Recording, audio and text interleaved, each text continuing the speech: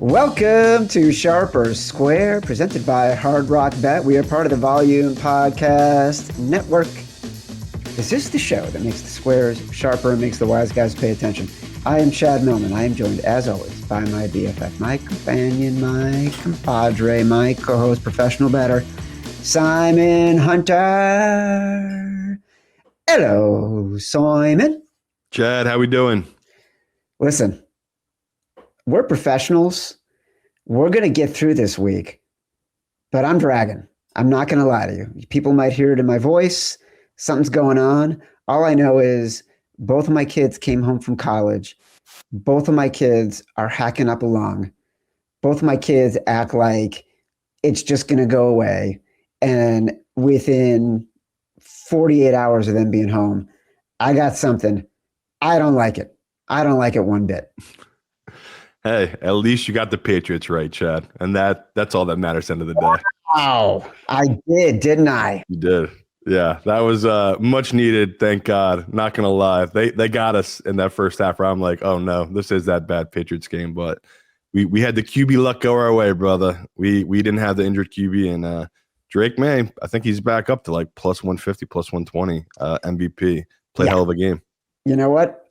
I was so not sweating it. After we did the show on Sunday night, I went downstairs. I'm like, you know what? The kids are home. I'm going to see what they're doing. If anyone will hang out with me. So I played gin with my older son. And I didn't even watch the game. Kicked his ass, by the way. He won the first couple games, and then I came back. Miraculous recovery. He always loves when I talk trash.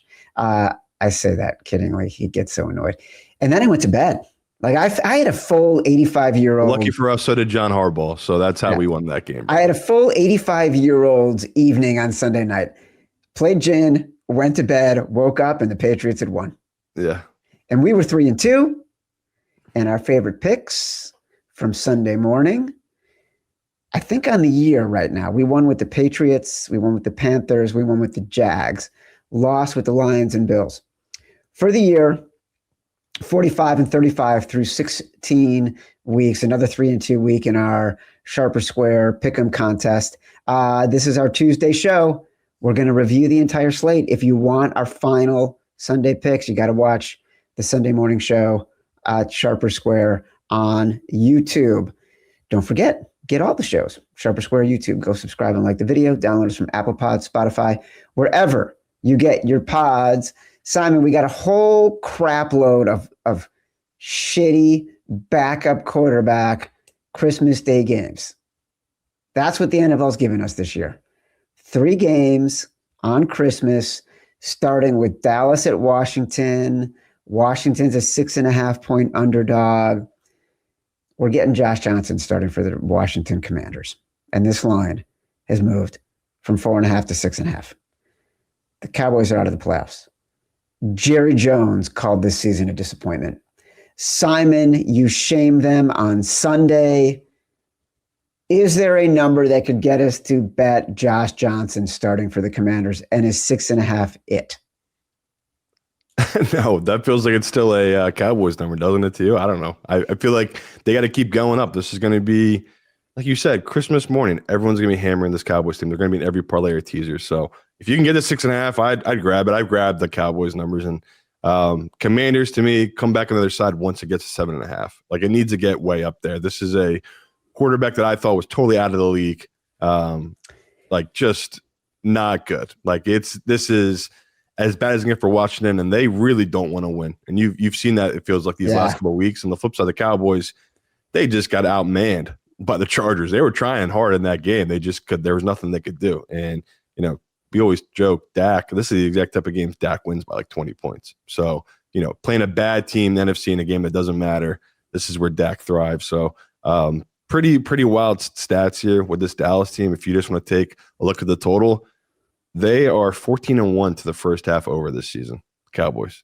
Wow. So, like, their defense, me and Matt Mitchell joked early in the year, there'd be so many times that you'd have their under, And it felt like 21 points were scored in the final 2 minutes of the first half. Has happened multiple times. Like they score a touchdown, they give up a long touchdown, they come and score another one. So that's just an interesting stat. It's really unique. I think it's like one of the highest over teams ever in NFL history to the first half. So I believe if they do hit this over the next game, it would set a record for the NFL. Like I couldn't find any other team that's ever had 15 overs in the first half. And it's just because of the schedule, right? We've never had, so that one extra game has really messed with a lot of these trends and stuff. So pretty sneaky stat there for Cowboys. I like that. I like that a lot. Listen, I got to be driving into the city on Thursday. So this could be the game that I'm listening to, and I wouldn't mind a little first half sweat while I'm heading to the city, hopefully not sitting in traffic. Detroit at Minnesota. Minnesota +6. JJ McCarthy, not expected to start after injuring his hand. So we're getting Max Brosmer instead. Brosmer on Sunday, replacing JJ McCarthy, was better-ish, I guess. In his first start, don't forget he had 4 picks. On Sunday, he was 7-9, and he led a game-winning field goal drive. Don't forget it was a 13-13 game. So in relief of McCarthy, I don't know what to do with this Lions team. Like, abject failure last week against the Steelers, and what we both believed was a smash spot, and we went against all of our instincts and didn't bet rah-rah Mike Tomlin. This game, I'm going to see Marty Supreme. Well, I got to bet it, unfortunately, and I know I'm just being bitter, and I should. You are. Should be all over this Detroit team, but I don't know. It's insane. Like, are they really 6 points better than Minnesota? Minnesota beat them last time they played, and it wasn't like JJ played incredible, but he did enough. So I don't know. It's a tough spot because now it's their third stringer, and it's just, it's not ideal, obviously, Chad. You can hear it in my voice. I don't want to do it, but it stinks because I have all these amazing stats about Detroit in this exact spot, and it's like we talked about it. Those might just simply be Ben Johnson's stats because, Goff and Campbell, when they've lost to a previous team, they're facing them now the second time. They're 33-14 against the spread in this exact spot. So, like, they've dominated every time in this spot, especially when they've already lost that team. They're 7-3 in their career together in this spot. So it's tough. It's tough. I will see. It stinks this is our only show, and we're sitting here Tuesday, but I know I'm supposed to take. I know I'm supposed to take Minnesota, but I'm really tempted to just take the Lions because it's just like you expect them to have a game where they win 40-14, right? You just expect their defense to do what they did last week. Like I said, they played well until they eventually broke in the second half, and their offense just no-showed. So it's like the old Lions team. We'd be all over the spot, Chad, but I gotta say to myself, this ain't the old Lions. This is the new Lions, and we have to fade them here. This is too big. So you can get 6.5, shop around. I think that's the right number on Minnesota. Your lack of enthusiasm for this game is because I hate that I have to bet it because it's the Christmas games, but it's like brutal. Yeah, it's just an awful game that I just don't like either side, but I got to take it. Take the game off. Go to the movies. You want to come up to the city? You can go to the movies with me and Stacy and the boys and my mother-in-law. It'll be awesome. Sounds like a nightmare to your boy. I'd much rather watch some football and hang with the family. Listen, I forgot to tell everybody at the top of the show, we don't have a show on Thursday this week. We're doing our show on Friday. So our sort of final look at the week and narrowing down will be on Friday, and you'll get the full weekend to listen to it. But we will not have the show on Thursday. A Boxing Day show. We're doing a Boxing Day show. Hello. Boxing Day. All right. The final game on Christmas, another third string quarterback. Stop me if you've heard this before. The worst team will be playing the backup quarterback. Poor Gardner Minshew didn't even make it a half in his mop-up duty for Patrick Mahomes. He tore his ACL. The likely starter, Chris Oladokun.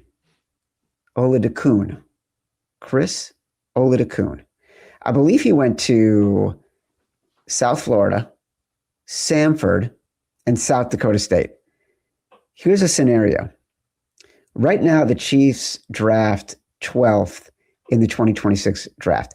And if they lose their last 2 games, and any number of teams ahead of them who have 5 wins, the Saints, or a combination of 5 or 6 wins in the draft, the Saints, the Dolphins, the Falcons, the Bengals, if they all win out, or some variety of wins and losses, and the Chiefs lose, they could jump into the top 10.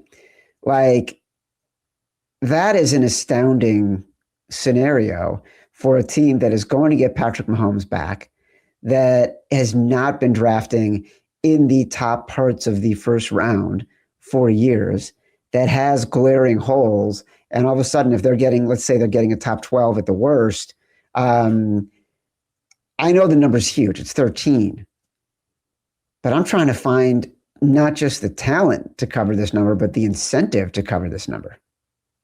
Yeah, and I can't wait to lose 6 figures on all these 3 teams' moneyline parlay favorites. Like, how are these dogs, any of these dogs, going to win? It's just such an ugly slate with these quarterbacks. Just a total nightmare for the NFL. And I say it every time, this is why quarterbacks are so protected. It's just you have to protect the merchandise. Unique spot for Kansas City. Like, I went through all the numbers, so I got back to the early 1980s. They are 7-0 as a home dog of above 9 points. So this has happened in the past. They've been down to this moment, and they've covered shockingly in this spot. And, I jokingly texted Alex Smith's agent. And I said, why not have him come back for 1 or 2 games after that Philip Rivers stuff we've seen? Like, now people are all in on Philip Rivers, and it was fun. I'm not going to lie. Like, that felt – it was like great. I was literally back in 2009. Both offenses scoring at will, beating the 2 high safeties. It was really fun, but unfortunately, I lost a ton of money on the Colts. That was not fun. This is a weird spot for this Chiefs team. Like, even going through all the numbers, like 7 straight no covers. That's crazy. I didn't even realize it until Evan Abrams pointed out they had the exact same streak last year. They didn't cover in 7 straight games last year. So their first team ever, Super Bowl era, to have back-to-back seasons with streaks of 7 straight non-covers. So there's like people out there that we joked about. There's pros who've been riding this Chiefs team. They've been getting burned really bad this year. There are some other people out there that have just been fading this Chiefs team. And my God, that was a great read by them because they have totally collapsed like you did last week. You're all over it. Who knows if Minshew kept playing, but they really looked like they were going to give up eventually, that defense. Yeah. So are we going to sit here, Chad? Are we going to take the Chiefs when we know we should? Is this a team that has simply given up, facing a Denver team off a bad loss that wants to come in and just blow the doors off them? That's going to be the public view of it. The public's going to hammer Denver. And it's like, again, these weird Thursday Christmas games, it's not like Thanksgiving. I don't have a ton of data where it's like, no, simply bet the favorites. It's going to hit. But this game scares the hell out of me. I'm going to throw Denver in a 5.5 tees or something like that. If I have to take the number straight, I gave you that trend. Like, you expect it's such a big number. You expect the Chiefs to cover that type of big of a number. So I'll take the Chiefs plus 13.5. I do like the idea of a triple D, Dallas, Detroit, Denver money line parlay for the day. That seems like a lot of fun. It seems like a great way to walk out of the movie theater and see that you've won all your bets for the day. Especially, if you lose it, my God, it's like, how are you going to lose this one? That's why, I told you I'm going to bet it, but it's the sucker Christmas bet. Everyone's going to do it. So what can you do? Well, if you got to bet something, it's true. Bet on winners. The Saturday games, Houston at the Los Angeles Chargers. Haven't we seen this movie before? The Chargers are 2-point favorites. The Chargers and Justin Herbert are red hot. Then they play the Texans' stifling defense and implode. I'm talking about the playoffs last year. And last year, they had their offensive line. I'm not buying the Chargers. I'm going with the Texans. Chad's choice, presented by Hard Rock Bet, is the Houston Texans. I would just rather bet this defense as an underdog than take Justin Herbert as a favorite. And especially after that win against the Cowboys, especially after the Texans struggled against the Raiders in the exact spot you're supposed to bet the Raiders. To me, this is a great matchup for the Houston Texans. Love it. Yeah, interesting spot. Like you said, I honestly wish I could fade both teams. Like, I think both teams are due for letdown games. And like you said, maybe that was Houston's game last week, that Raiders game where, their defense just was a little lazy, a little off tilt, and they gave up some big plays they normally don't give up. So I don't hate the read. It's really about fading Herbert in this spot, right? We talk all the time. Herbert against winning teams, it just seems like he struggles against them. So the last 4 years, he's 9-15 straight up against teams above 500. So pretty terrible. Like, luckily, we could say this is type of game where whichever team was a dog, I honestly probably would have been on. Like, if the Chargers were a home +2 dog, would have been on. But the same, like you were saying here with Texans, this feels like Texans should probably be a slight favorite. I have a game in a pick, so I'm with you. Like the Texans here, it's a good number, and shop around. There's some 2.5s out there, but I think Chad's right. This might keep coming down. I've seen all the 2.5s starting to disappear, just the 2s. Yeah, I've seen 2s. I see 1 2.5 out there. I see a 2, and then I see a lot of 1.5s. I did also, by the way, I bet the Texans at 2.5. I took a little piece of the money line. Money line Millman. That's what they call me. Baltimore at Green Bay. Green Bay's a 2.5-point favorite. I don't get this one. Is Lamar playing? Is Jordan Love playing? Is Malik Willis playing? Like, the Packers need to win to make the playoffs. Obviously, the Ravens do too. The Ravens situation is much more dire. If you talk to me about locker room feel, I don't know if you saw the Kyle Hamilton press conference, but him talking about the defense having the same issues they've been having year after year after year the past few years, it just feels like what we've heard and seen a lot from the Ravens this year, which is something's not quite right. Like, there seems to be a lack of communication, a lack of trust, a lack of chemistry between the coaching staff and the players, and it's playing out on the field. So I don't want to bet the Ravens, but I really don't know who I'm betting on at quarterback for the Packers right now.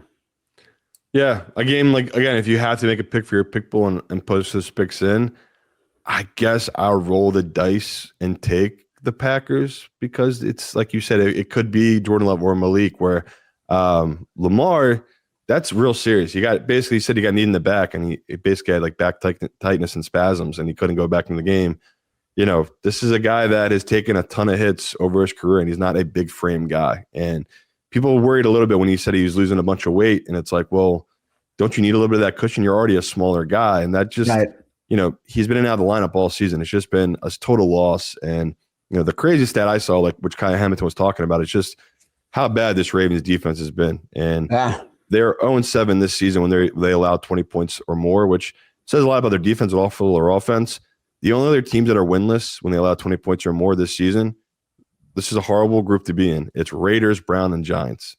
So that's the other teams that are in the same exact class as the Ravens. It's just, in our minds, we keep hyping up this Ravens team because of the past. And that's why we took the Patriots. We knew it was very public. It was probably not the best spot, but it was like, okay, this line is being priced again like this Ravens team is the team of old. They were not 3.5 points better than the Patriots team has been all season. I think we all can agree on that.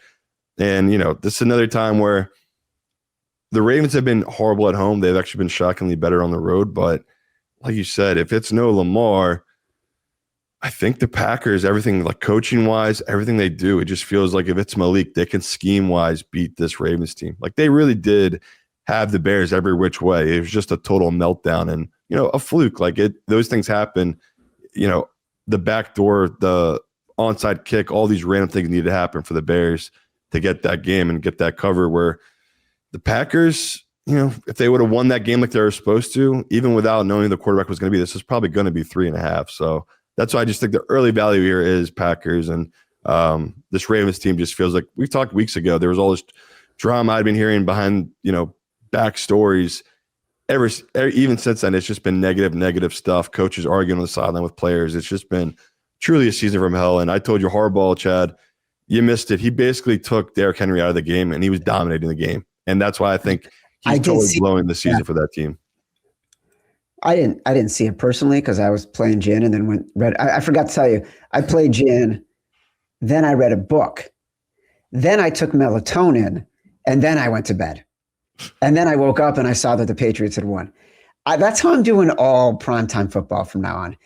Like last night, I had the Colts, didn't work out. I also had a parlay on on Juwan Johnson Jennings and Michael Pittman. This is how out of it am I can't remember anyone's name. Anytime touchdown and Pittman over 4 receptions. He landed on 4. But I didn't sweat it because I woke up, had a good night's sleep, and I saw it in the morning. I'm like, c'est la vie, motherfuckers. On to the next. Give me the Texans, and we're going to rock and roll. That's how it is. You're a lucky guy. I had to eat a cinnamon bun. I was that upset. No, I'm kidding. Just ate a ton of holiday cookies. Well, we got a lot of that going on, but I'm staying away. You know how I feel about the sugar. You're giving me a lot of people were upset about me. I didn't know what inflammation was. And the simple answer, people, is I've never eaten a vegetable. Why would I know what inflammation is? So there's your answer. Who are you, Al Michaels? No, I don't know. Last week we were talking about the Puka thing, and I thought he said inflation. He said inflammation. No, what I'm saying is Al Michaels has said he's never eaten a vegetable. Is that true? Yeah. Oh my God, that's another guy that they got to take behind the shed, old Yeller. He's just a guy who eats steak and doesn't eat vegetables and talks about betting on football. You should love that guy. Him not getting fired about that punt return just was haunting in that Rams game. Seattle at Carolina. Carolina's a 7.5-point favorite. Look, you said something on Sunday that shocked me, which was it's Carolina. It's 7.5.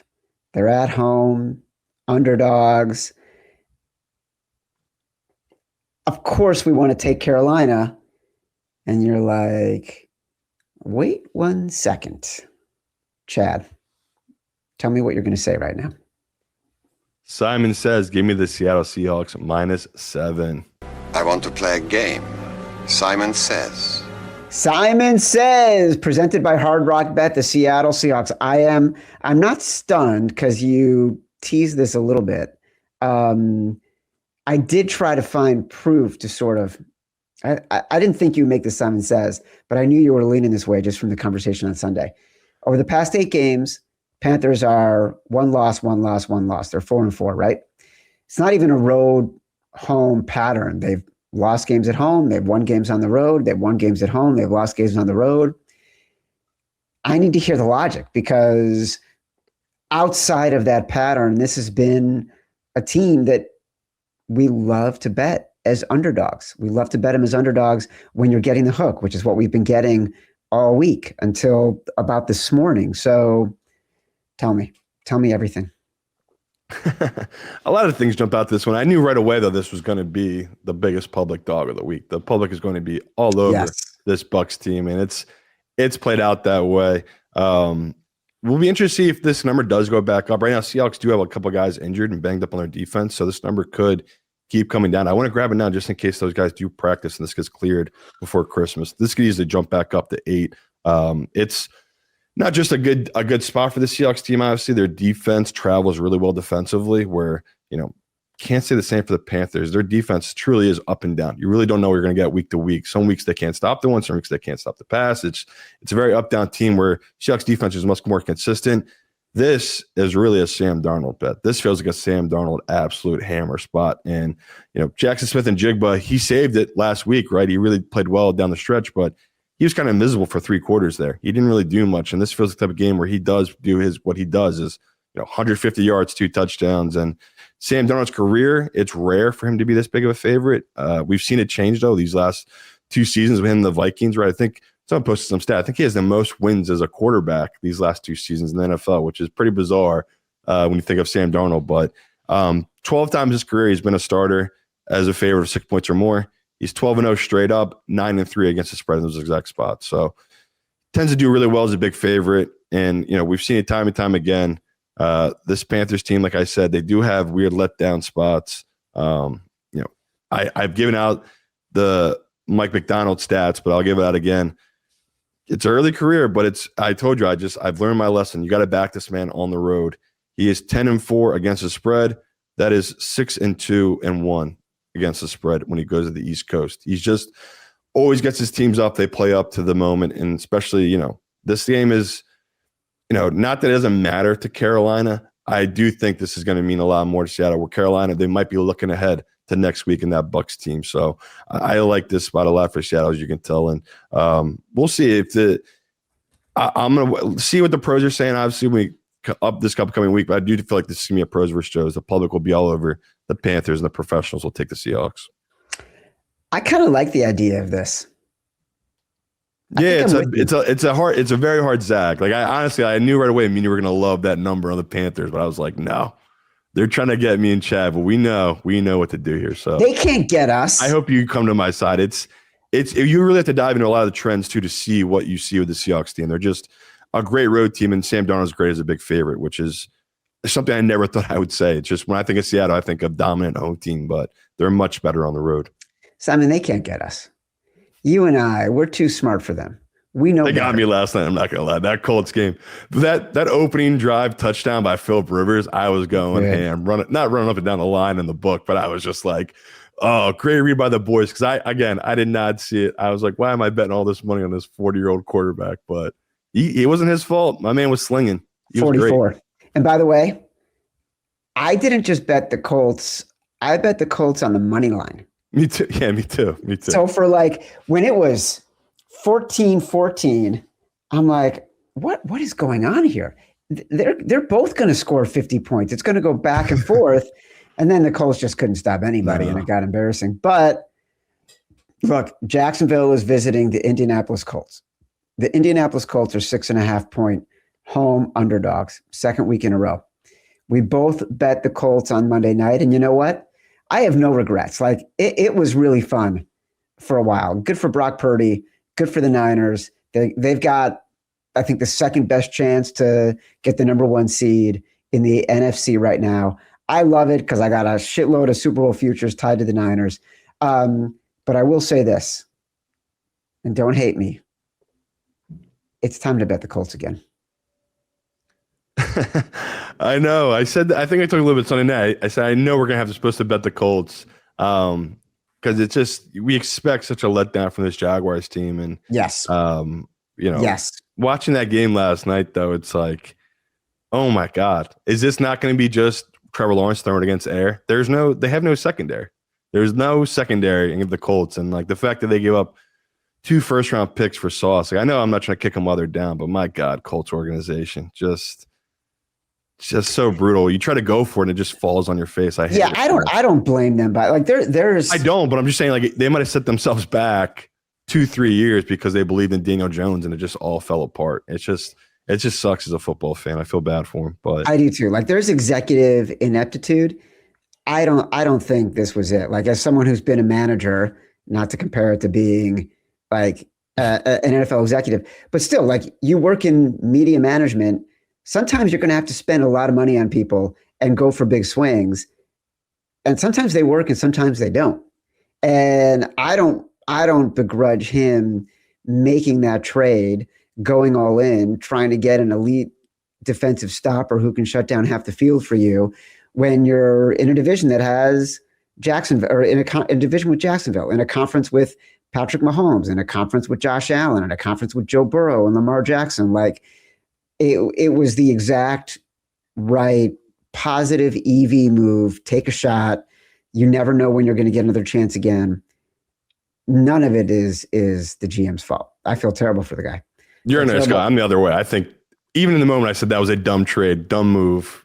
Sauce is not worth 2 first. He is not a shut down half the field type of corner.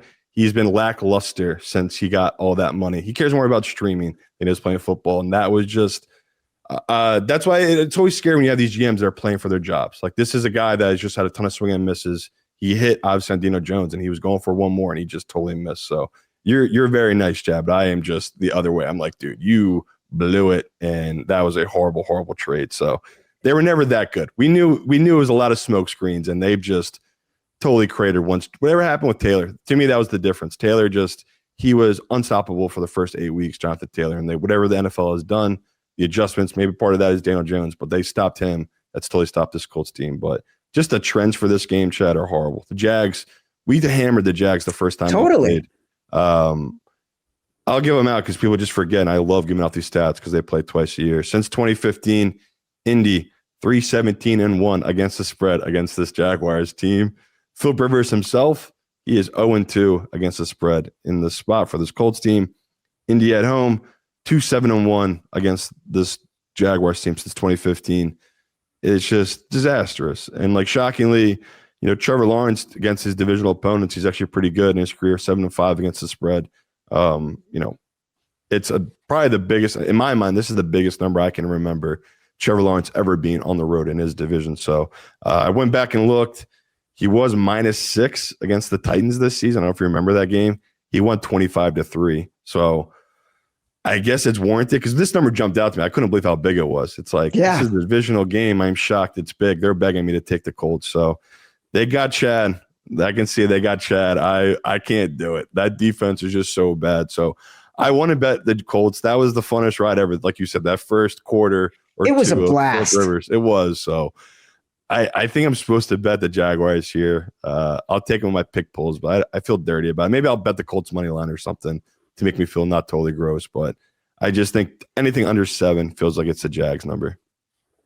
They're good. Like, again, I got to give them this Jags team is totally good. They're really legit. Like, I'm underestimated. My model is as well. Even last week, like my model didn't love them. And I was just like, no, this is a Jag spot. And yeah, this, like Chad's saying here, this is the opposite of a Jag spot. This is a total fade, bet the Colts. And I just can't get there. It's just, the Colts defense is so bad. When a defense looks this bad in prime time, going against a team that just opened the eyes of every NFL fan who was suspect of the Jags, this is the spot. The only surprise to me is that it hasn't gotten to 7. And I think it will. I think the public will come in on the Jags at some point this week. And clearly there hasn't been any resistance from the wise guys because it hasn't moved up to 6.5. So I think everyone's waiting for this to get to 7.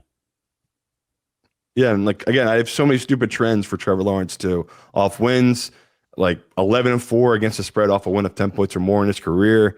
20-13 ATS off a win in his career. I know he hasn't done a lot of winning, but he tends, like I said last week, that's another reason we want to take him. It's like this guy keeps winning. It's whatever it is. He has that type of momentum. It's crazy, this Jags team. I can't believe how bought in I am on them. I don't know if they peaked too early, but I do think they're going to be a real problem for a lot of these teams in the playoffs. It's a really fun team.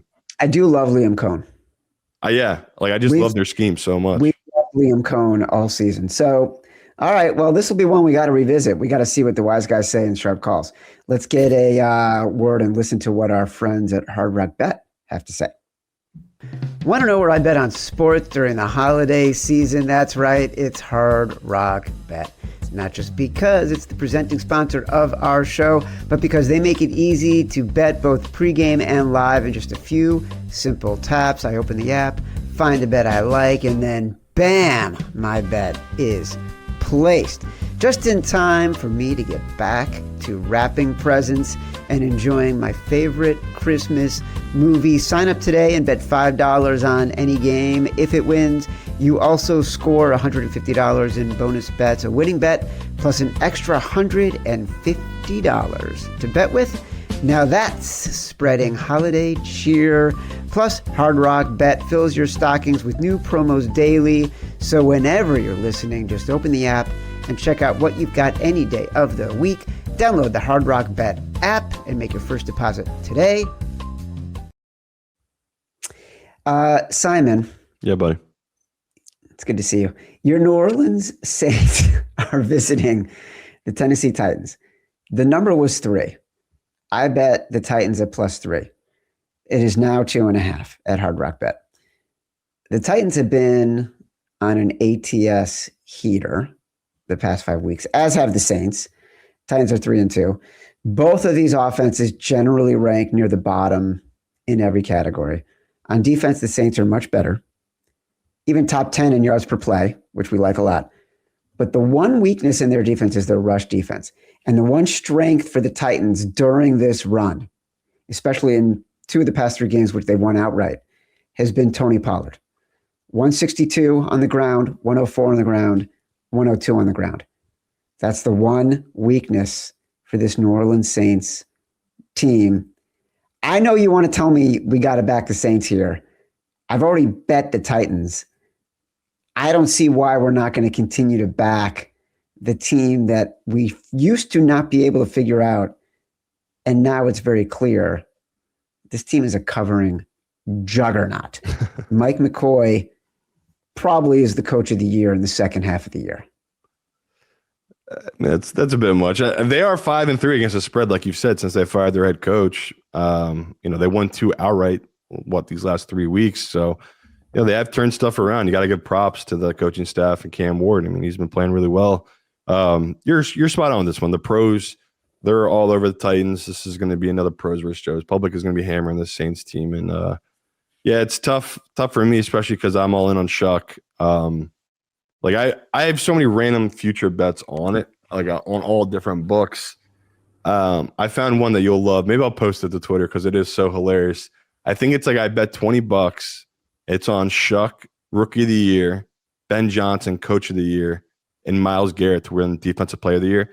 I think it's $20 to win $34,000. No. Yeah, I'll post it on Twitter or something. It's an insane bet. So now I'm really rooting for Ben Johnson, get Coach of the Year, and obviously Shuck to hit this. But yeah, it's a bad spot, like you just said. This is not where you want to be back in the Saints team. And I wish I was with the Titans. That early read on the +3, that was definitely the number to get, because the pros, they're going to be a lot of resistance by the pros, just getting back up to 3. So it'll be interesting to see where this number ends up. But yeah, if you want to join Chad, the other professionals, you can bet the 2.5. I am banned from betting Tennessee Titan games, so I'm not gonna give out a side. But if I was going to, I'd be joining Chad on Tennessee. That's the sharp side. You are banned from betting Tennessee Titans games. I am too, but I don't care about bans. I drive right through the bans. I'm that kind of renegade. Who is the odds-on favorite to win Coach of the Year right now? I'm looking for the odds, and it's Vrabel. Vrabel's he's +100. Yeah, Vrabel. Yeah, it's a tough one. I'll send a picture of that bet to you and Matt Mitchell in text right now, because it is hilarious. It's $20 to win $34,000. That's crazy. Yeah. That's crazy.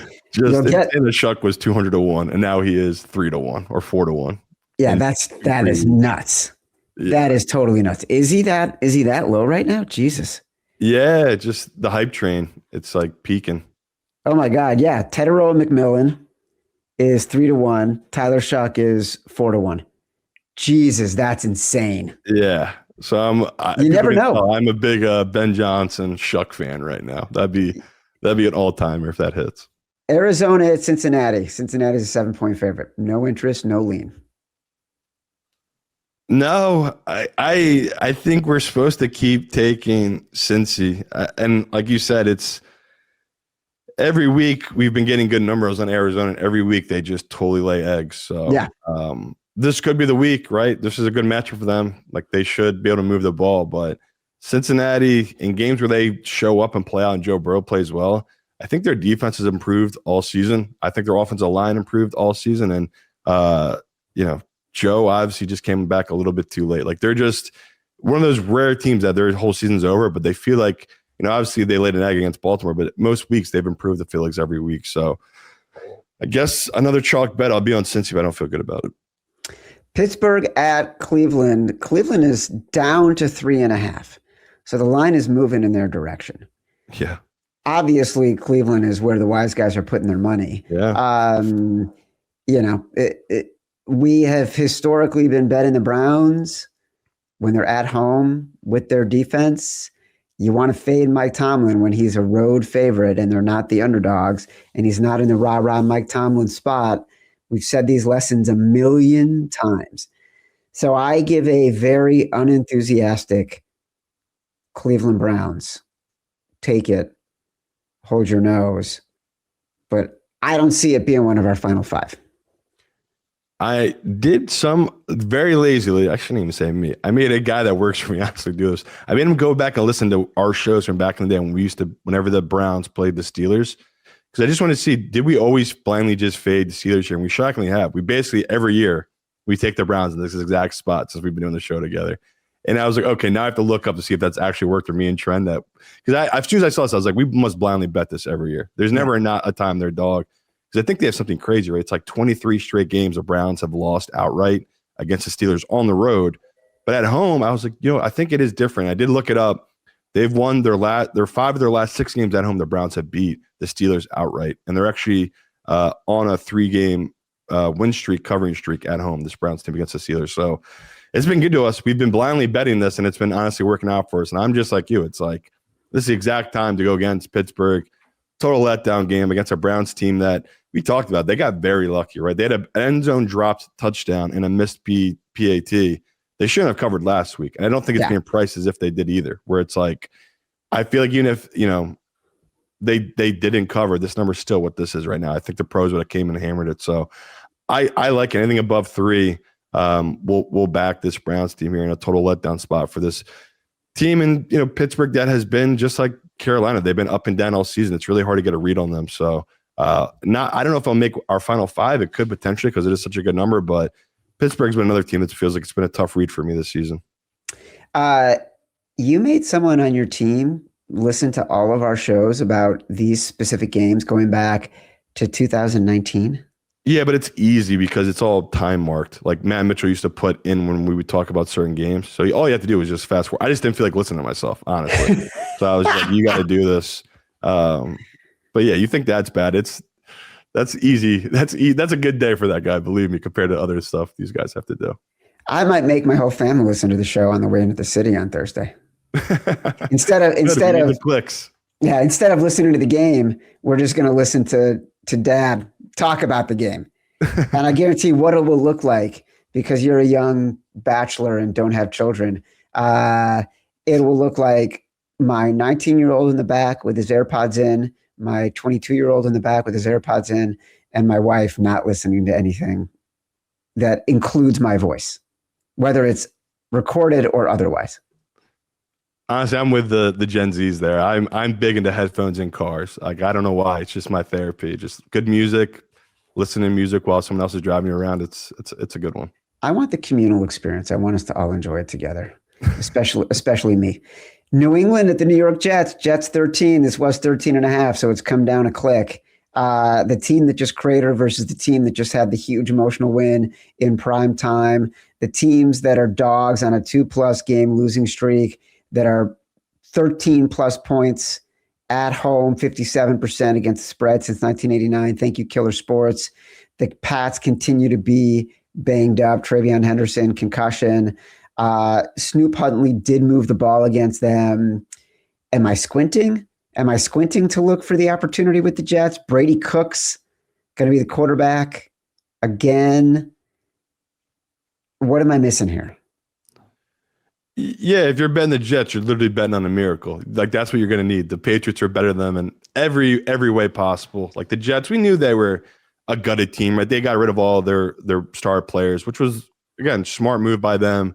I honestly have liked everything they've done except their head coaching hire. Like, when you see a guy like Vrabel or Ben Johnson, you're an owner, just pay the money for the guys. Like, it will never make sense to me. It's like, these guys can change your whole franchise.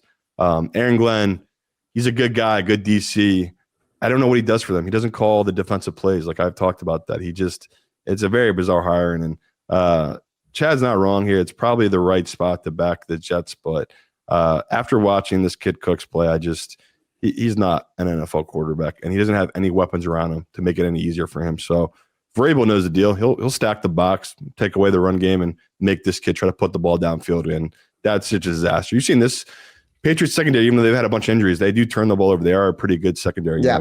I know how much you love Chris Gonzalez, so already half the field's gone. So it's just a unique spot. Mike Vrabel against teams under 500 in his career, 29-17 against the spread. So he does well against really bad teams. We already know that about Vrabel, and this is no different. This is a very bad Jets team. So if you want to back the Jets and just simply blind it because the number's so big, I get it. But anything under 14, I think, is okay for me to take Patriots. Wow. Yeah. No, the Jets are awful. They're just bad. I mean, they're truly terrible. No, I completely agree. It's just I get what you're doing though. You're betting the number. If you're betting the Jets, you're simply just betting the number. Such a big number. Yeah. Tampa Bay at Miami. I have no reason to say I like the Dolphins, other than I don't know if the Bucs can cover a big number right now.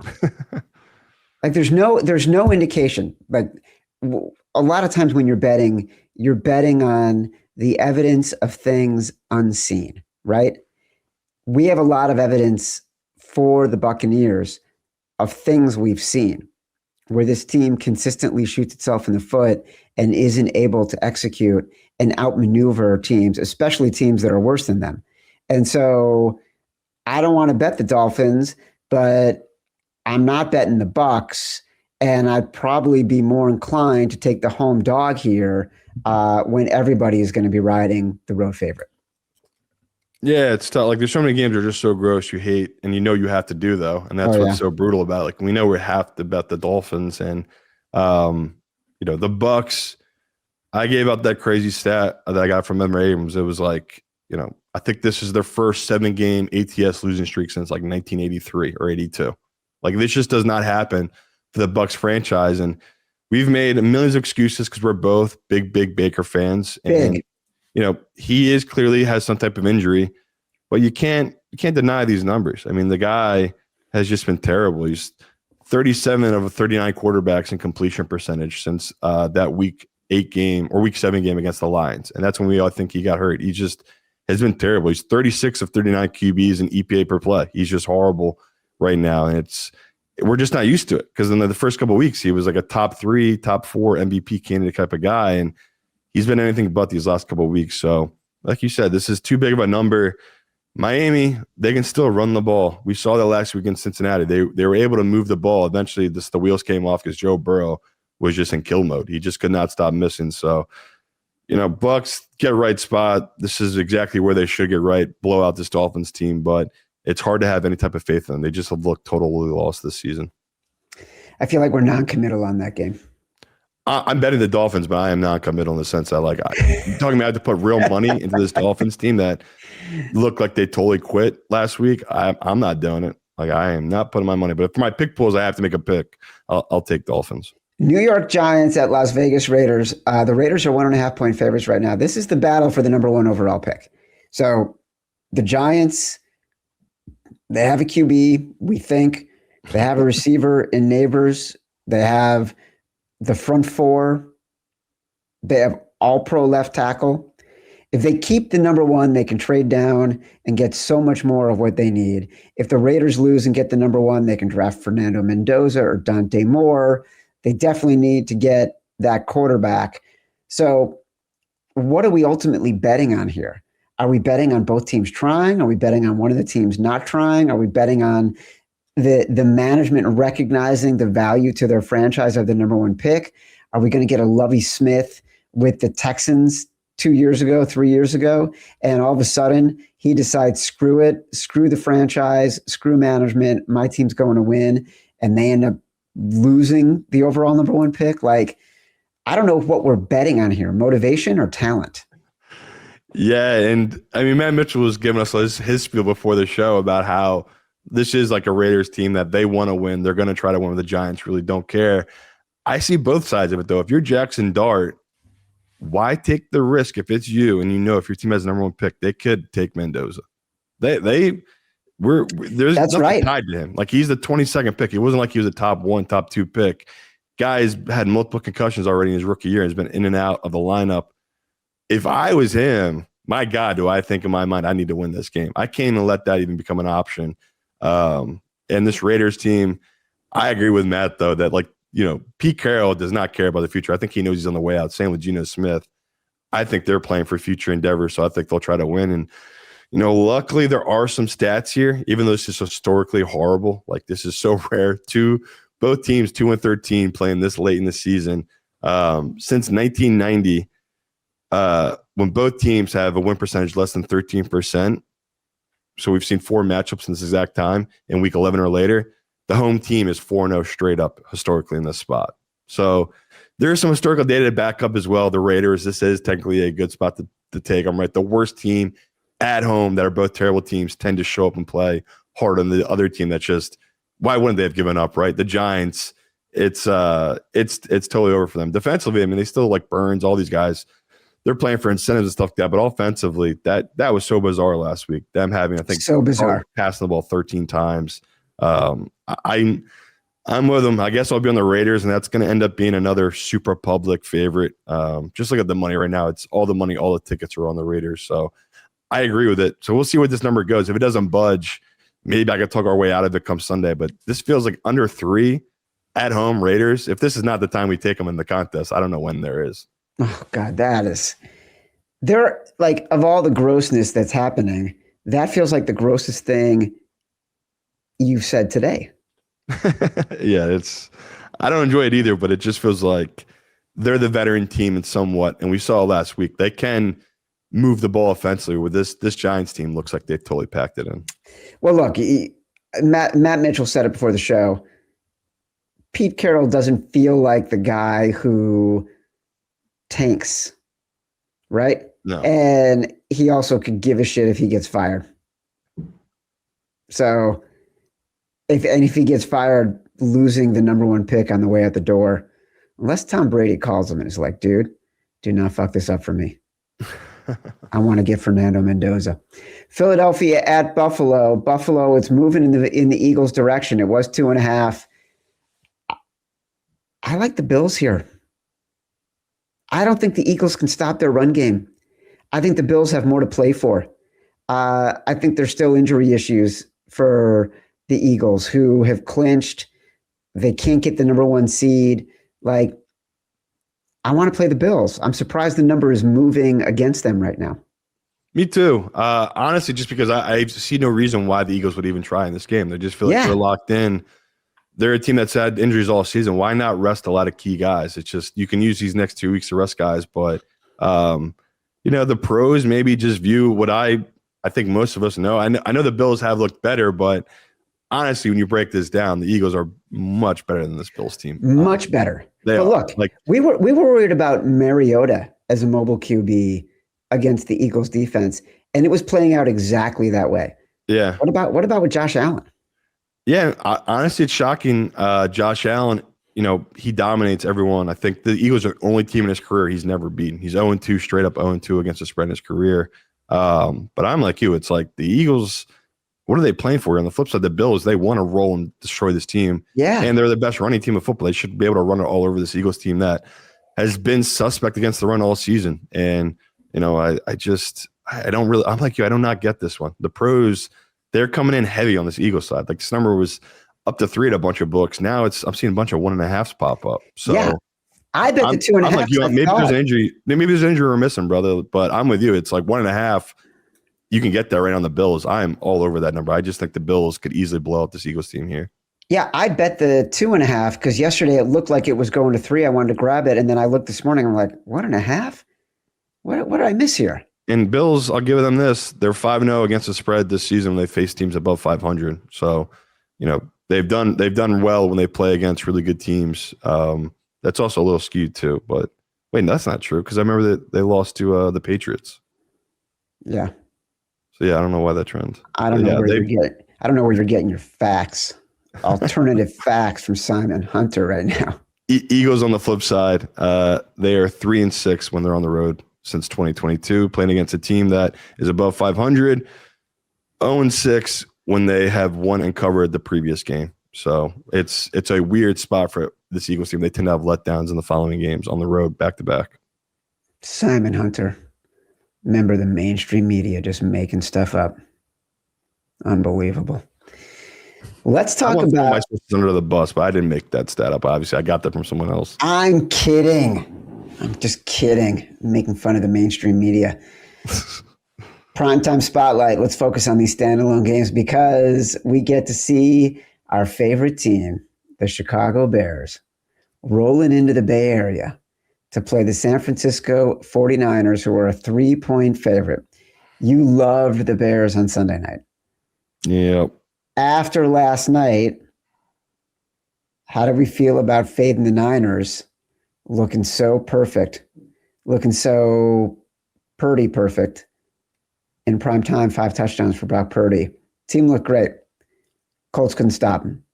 Feels like I was just going to say, it feels like the exact time you want to fade the Niners.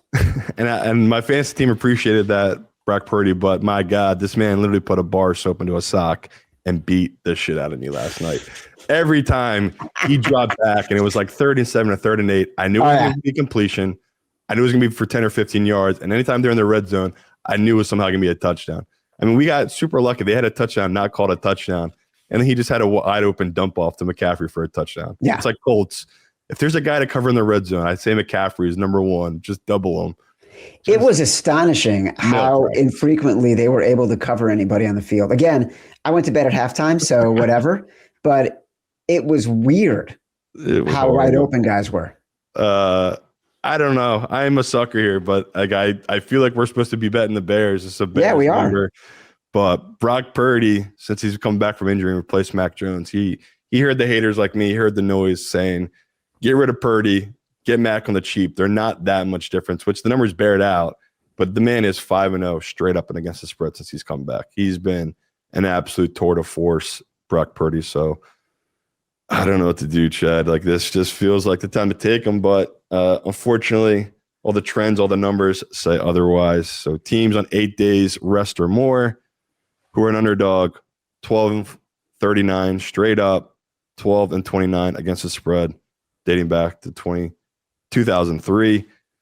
It's not ideal. It's not the best spot, I guess, for this Bears team, but I do feel like that has to help them, right? They're on extended prep. The Niners are on a short week. It's just maybe I'm just too, like I said, too in love with this Bears team. They've just always covered this number for me this season, right? They've been in every game as close. So like you said, it feels like the exact time to fade the Niners. Don't rush to the window, though. We might be able to get a 3.5, just like we saw with that Ravens number and the Patriots. That number got the 3.5. Jaguars got the 3.5. So we've seen some of these numbers do bump up. I'm just going to grab it right now just in case it does drop to 2.5. But I see professionals coming on the Niner team. They're just such a well-oiled machine. And you know the deal, Chad. Your defense, it's been held together with bubblegum and tape. It's like your secondary is so banged up. But I said that this Niners team, their defense is banged up too. And you saw Rivers was tearing them up. So I just feel like it's going to be another back and forth. And the Bears, they get turnovers, they get stops. It's the number. I can't help it. If it was 2.5, I could see maybe me being more towards this Niners team. But 3.5, that's what I'm be at with this Bears team. Well, look, the one of the reasons we liked the Colts last night is because we expected a Jonathan Taylor game. The 49ers rush defense just isn't very good. And so if the Bears can execute on the ground the way they have been all year, that could mitigate a lot of the defensive issues the Bears have because they'll control the clock for a little bit longer than I think the Colts were able to last night. And by the way, there were so many throws where Phillip Rivers, he was heaving a bowling ball and it was just not getting where it needed to be. Those are throws that Caleb Williams can make. So I have reason to believe in the Chicago Bears. Do we have reason to believe in the Atlanta Falcons? The number has moved against the Rams, Monday Night Football, from 8.5 down to 8. So the wise guys are betting the Falcons. I can see it. Like, they have been much, much better with Kirk Cousins. They just have, right? And even last week, like, they struggled against Arizona in the first half. Then they pulled away. They kept Arizona at bay. They didn't let them get that back door. It'll be the kind of game where it's going to be fast, on turf, indoors, big number for the Rams. I feel like you're going to tell me Sean McVay in December. There you go. Good man. There's nothing but cover for us. Last week, the refs, they tried their best, Chad. They tried so hard to not let us cover that Rams number. We still got there at the +1.5. Just incredible. It's McVay in December, and even better, it's McVay after a loss in December, which is very rare. Just the fact that it's off a loss. McVay in his career, 32-19 against the spread off a loss. It is the best record for any head coach since he entered the league in 2017. Even better, when he's off a loss playing at night, he's 8-4 against the spread in his career. So tends to back it up in the sense that they lose games. I mean, that was insane. Like, to me, like, I was shocked too. My model had this at 10.5. The more I think about it, the more it makes sense, right? They should have won that Seattle game. This should have been 10.5. I mean, that just never in our lifetime, we may never see a team, 10 minutes later get a 2-point gone their way because a guy picked up a football after the whistle, which I know people are complaining. A lot of people in the sports were complaining. And I was shocked too. I had to Google it. They changed a rule, I guess, in like 2009 that on a play like that, doesn't matter if the whistle is blown. The play is not dead. So I know people are upset about that, but it's like, it doesn't matter. Every other play in football matters. If the whistle's blown, it doesn't matter. On that exact play, a forward pass, It does not matter if a backward pass, I should say, does not matter if the whistle is blown. So I was, again, losing my mind because I was like, that whistle blew. That's a dead play. That 2-pointer should not count. So this feels like a weird number. The Rams are being punched a little bit. Like you said, this is going to be very public. All the Joes are going to be just lining up betting this Rams team. They're going to be in every parlay, money line bet. Just you expect them to bounce back and obviously dominate this Atlanta team. That they're another team that they've been beating up on. It feels like bad teams here. Now they're playing what I think is the class of the NFC. So, Chad said at the top, McVay, December. It's what is it, 2-0 already this month so far against the spread. It's been covering. I'm going to keep riding it. I just love McVay here in this Rams team. All right, look, we got a lot to decipher on Friday. Don't forget, we will be back on Friday. Everyone, please enjoy a safe, happy, Merry Christmas. Enjoy the games, enjoy your families, enjoy whatever you're going to be doing, wherever you're going to be doing it. We're coming back for Boxing Day. Simon Says was surprisingly Seattle -7 on the road against Carolina. Chad's choice was Houston +2. If you can get a 2.5, there are some available. Go get it. We got a lot of games to discuss over Saturday and Sunday when we get back to it on Friday. Ho, ho, ho to my BFF, Simon. Merry Christmas to our producer, Matt Mitchell, and his family. Merry Christmas. This has been Sharper Square, part of the Volume Podcast Network. We'll be back on Friday with the games we're zeroing in on, our head-to-head battle, brass ball, so much more. Watch or listen on YouTube at Sharper Square. Like this video, subscribe to the channel. Download us from Spotify, Apple Pods, wherever you get your pods. Rate, review, subscribe. Leave us 5 stars. Say whatever you want.